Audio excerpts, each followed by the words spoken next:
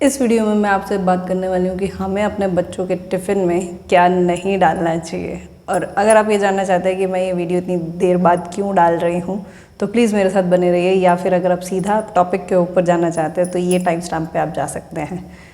तो मैं इतने दिन कहाँ थी, मैंने एक्चुअली एक प्ले स्कूल हमारे घर के पास ही जो था उसको ज्वाइन किया था। तो 1 महीना मैं वहाँ थी और ये वीडियो बनाने का जो मोटिवेशन आया है या जो कारण मुझे दिखा है उन बच्चों के टिफ़िन्स को देख के हुआ है। वहाँ पे जिन बच्चों के साथ मैं खेली, मैं उसको पढ़ाना बिल्कुल नहीं बोलूँगी, मैं उनके साथ खूब खेली और मैंने खूब इन्जॉय किया उस चीज़ को। ऑल्दो उनके साथ चिल्ला चिल्ला के मेरा गला ख़राब रहा पूरा महीना और अभी भी वो ठीक नहीं हुआ है।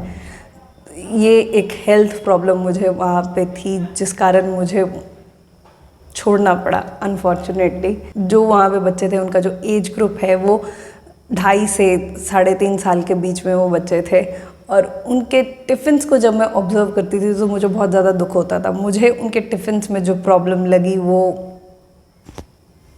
मैं यहाँ पे उन बच्चों की फ़ोटोग्राफ्स आपके साथ नहीं शेयर कर सकती, क्योंकि एक मेरे पास उनके पेरेंट्स का कंसर्न नहीं है और कोई भी पेरेंट ये नहीं चाहेगा कि उनके कंसर्न के बिना उनके बच्चों का कुछ भी शेयर किया जा सके। तो मैं उनके टिफ़िन्स या कुछ भी उनका आपके साथ शेयर नहीं कर सकती। और इस वीडियो में मैं जो आपसे शेयर करने वाली हूँ वो प्लेवे के उन बच्चों का टिफ़िन ऑब्जर्वेशन नहीं, सिर्फ मैंने अपने बेटे से भी जब फीडबैक लिया कि उसके बाकी दोस्त किस तरह का खाना लेके आते हैं, उसके टिफ़िन में किस तरह की वैरायटी रहती है, तो उसका भी सिमिलर सा ही रिस्पॉन्स था। किसी भी बच्चे के टिफ़िन में ये सब चीज़ें बिल्कुल भी नहीं होनी चाहिए। और उसमें फर्स्ट है पैक्ड फूड। पैक्ड फूड में मैंने अपने स्कूल के बच्चों के टिफ़िन में अक्सर देखा था बिस्किट्स, वेफर्स, चिप्स, इस तरह की बहुत सारी चीज़ें वो लेके आते होते थे।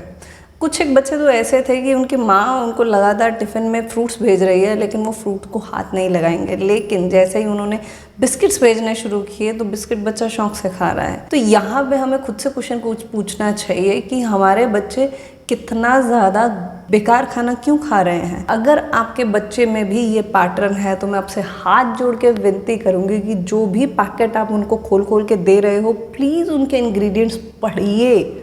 प्लीज़ ये चीज़ पढ़िए कि उसमें खाने के नाम पे क्या है। अगर आप सिर्फ एक्सपायरी डेट पढ़ रहे हैं तो उसके ऊपर थोड़ा सा इंग्रेडिएंट लिस्ट भी है, उसको भी पढ़िए। This is completely fake food. पिसा हुआ अनाज आपका 15 दिन के बाद गैस करने लगता है, उसमें उसके न्यूट्रिशन वैल्यूज़ ख़त्म हो चुके हैं। ये प्रश्न आज हर पेरेंट को अपने आप से ज़रूर पूछना चाहिए कि जो मैं टिफ़िन में भेज रही हूँ उसमें मेरा मोटिव क्या है, कि बच्चे का पेट भर जाए या उसको एक संपूर्ण भोजन मिले जो उसके तन मन की शक्ति बने, जो उसके पेट में जाके अपच या फिर उनको भिन्न बात का मोटापा नहीं दे। कुछ एक बच्चे ऐसे थे जो अपना फ्रूट अच्छे से ख़त्म करते थे, अपना लंच अच्छे से ख़त्म करते थे, पर कुछ बच्चे जंक फूड के ऊपर ही अटके हुए थे। उनका उस जंक फूड के ऊपर अटके रहने का एक कारण क्या हमारे जो राशन में हम लोग जो चीज़ें लेके आ रहे हैं वो है क्या। अगर हमारे घर में राशन में बहुत सारा ऐसा चीज़ें आती हैं तो हमें उसको धीरे धीरे कंट्रोल करना चाहिए, कम करना चाहिए। इंस्टेंट रेसिपीज़, अगर आप किसी तरह का डोसा मिक्स या इडली मिक्स या फिर इस तरह के किसी मिक्स को यूज़ करके उनके लिए इंस्टेंटली कुछ अच्छा सा बनाने की कोशिश कर रहे हो तो प्लीज़ मैं आपसे रिक्वेस्ट करना चाहती हूँ कि वो इंस्टेंट फूड की इंग्रेडिएंट्स पढ़िए। आपको वही प्रिजर्वेटिव्स घूम फिर के वही दिखेंगे। आप इंग्रेडिएंट्स में जितनी भी चीज़ें देखेंगे वो पाउडर्ड फॉर्म में हैं और अनाज जब तक इस तरह से अपने संपूर्णता में रहता है उसमें न्यूट्रिशंस बने रहते हैं, चाहे वो दालें हैं या दूसरे अनाज हैं, उनमें वो संपूर्णता बनी रहती है। पर जब हम इन्हीं को पीस के पाउडर में कन्वर्ट कर देते हैं तो 15 दिनों बाद वो अपनी पोषकता खोने लगते हैं। तो ये प्रश्न मेरा आपसे कि इन जो इंस्टेंट फूड में प्रिजर्वेटिव्स और स्टेबलाइजर्स और वो सारी चीज़ों के अलावा जो एक्चुअली में जो ग्रेन है, जो सही में हम लोगों को लगता है कि हाँ राइस तो है ना, हाँ दाल तो है ना, वो उनके न्यूट्रिशन वैल्यू कहाँ पे है? कहीं पे नहीं है। पैकेट के ऊपर ये लिखा होता है कि ये मिक्सचर कितने महीने पहले मिक्स किया गया है, ये नहीं लिखा होता कि ये दाल कितने महीने पहले पीसी हुई है, ये चावल कितने महीने पहले पिसा था। इस चीज़ के बारे में कोई जानकारी उसके ऊपर नहीं होती है। तो ये चीज़ को आप सोचिए, समझिए आपका मोटिव। फिर से मैं वही क्वेश्चन पूछना चाहूँगी, आपका मोटिव क्या है? बच्चे का पेट भरना या उसको पोषकता देना? अब एक वर्किंग वूमन के पास इसका सिंपल सा सल्यूशन क्या है?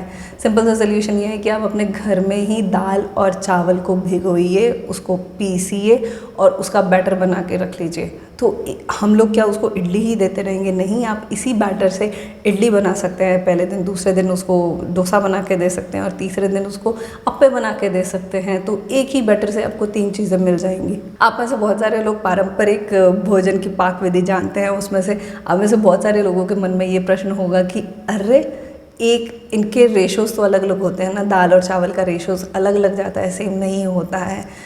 हाँ, कुछ केस में ऐसा है कि रेशो अलग अलग होता है, लेकिन फिर भी ये पैक्ड फूड से बहुत ज़्यादा बेटर है, क्योंकि पैक्ड फूड में हमें फर्मेंटेशन चाहिए। वो फर्मेंटेशन के लिए वो कौन सा केमिकल यूज़ कर रहे हैं हमें नहीं मालूम है, वो फर्मेंटेशन किस तरह से आ रही है हमें नहीं मालूम। तो आप लोग सोच रहे होंगे कि सूजी और दही वाला ये रेसिपी ज़्यादा बेटर है। सूजी में दही डालो, उसके बाद इनो डालो और बात ख़त्म। क्वेश्चन यहाँ पे ये है कि वो इनो क्यों डल रहा है? वो फर्मेंटेशन नेचुरल नहीं है, वो आर्टिफिशियल है। और आर्टिफिशियल चीज़ें आर्टिफिशियल ही होती हैं, हमारी बॉडी उस चीज़ को समझ नहीं पाती हैं और वो केमिकली प्रोसेस्ड फूड के इक्विवेलेंट ही हो जाती हैं। सबसे बड़ा कारण ये कि ये जो नेचुरल फर्मेंटेशन है ये हमारी बॉडी को चाहिए होती है, ना कि ये जो केमिकली रिएक्ट करके हम लोग आर्टिफिशियली फर्मेंटेशन क्रिएट कर रहे हैं, ये चाहिए हमारी बॉडी को। अपने बच्चों को लॉन्ग टर्म हेल्थ कॉन्सिक्वेंसेस से बचाने के लिए प्लीज़ ये छोटा सा स्टेप कीजिए, आपको बहुत ज़्यादा फ़ायदा होगा। अब आपके मन में ये प्रश्न आ रहा होगा कि तो फिर हेल्दी टिफ़िन क्या है? हेल्दी टिफ़िन वही है जो आपका बच्चा खाना पसंद करता है। घर में बना हुआ आप कुछ भी सिंपल सा उसको दे सकते हैं, जैसे कि अजवाइन वाली परांठी और साथ में ये थोड़ा सा मुरब्बा, स्नैक्स में थोड़े से मखाने और कुछ ताज़े कटे हुए फल। यही जो सिंपल सा हमारा जो भी आपके घर में जो भी बनता है, जो आप शुरू से बनाते हैं, वही उसको दीजिए, वही सबसे अच्छा भोजन है। उस टिफ़िन को पैक करने के लिए प्लीज़ किसी भी तरह का क्लिन फिल्म या फिर एल्युमिनियम फॉयल या फिर इवन पेपर फॉयल्स, एल्युमिनियम फॉयल्स को लेकर तो बहुत सारे लोगों को पता चल चुका है कि वो कितना हार्मफुल है, लेकिन एक क्वेश्चन यहाँ पे कि ये जो रैपिंग पेपर है ये भी आपका ब्लीच किया हुआ है, तो वो ब्लीच जो है वो डायरेक्टली आपकी बॉडी में एक्सपोज हो रहा है। तो उस चीज़ पे सोचिए। सबसे अच्छा सल्यूशन यही है कि हम अपने घर में ये जो कॉटन के कपड़े रहते हैं, सूती कपड़े पतले वाले, या फिर आपको अगर लगता है कि पतले में खाना गर्म नहीं रहता है तो आप इस तरह के मोटे यूज़ कर सकते हैं, आप इन्हें यूज़ कर सकते हैं। इनमें अपने बच्चे का टिफ़िन पैक कीजिए, बहुत अच्छा सेटिस्फैक्शन मिलेगी आपको कि आप अपने बच्चे को एक अच्छे हेल्दी वे में उसका टिफ़िन पैक कर रहे हैं। तो मैं मिलूँगी आपको किसी अगली वीडियो में इसी तरह के छोटे छोटे सल्यूशन, लेकिन उनका इम्पैक्ट बहुत ज़्यादा होता है। धन्यवाद।